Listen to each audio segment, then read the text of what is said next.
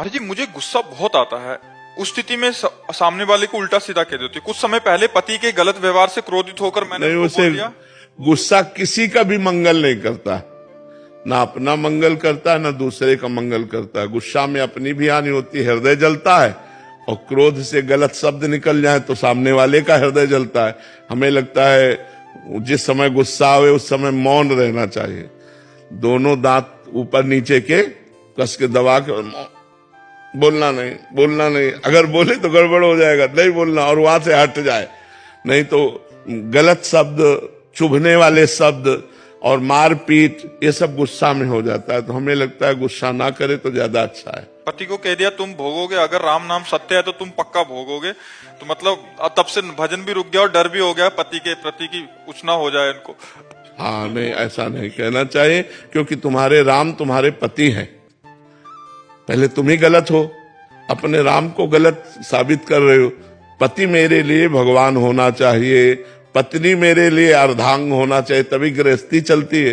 अब पति को अगर तुम भगवत भाव से नहीं देखोगे या पत्नी को आप अर्धांग भाव से नहीं देखोगे तो फिर परस्पर बैर हो जाएगा, फिर ठीक नहीं रहेगा। फिर कलह, अशांति, लड़ाई झगड़ा, वो गृहस्थी नरक बन जाती है। जहां पति पत्नी में लड़ाई होता है ना, वो गृहस्थी नरक बन जाती है, वहां लक्ष्मी टिकती नहीं है।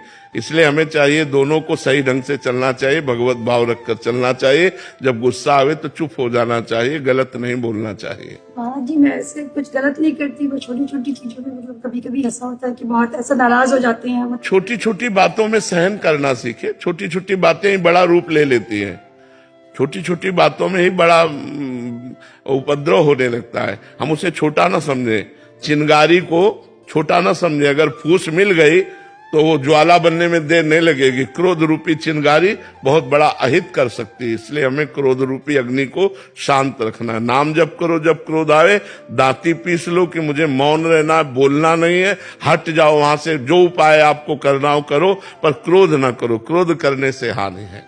लगता है कब तक सहे, मतलब गलती है तो फिर भी बार बार नाम जब करोगे तो ये भी बात खत्म हो जाएगी, कब तक सहो। हंस के, उनका स्वभाव ऐसा है, उनका स्वभाव ऐसा है, भगवान ने उनको स्वभाव ऐसा दिया है, ऐसी भावना करके शांत हो जाना चाहिए।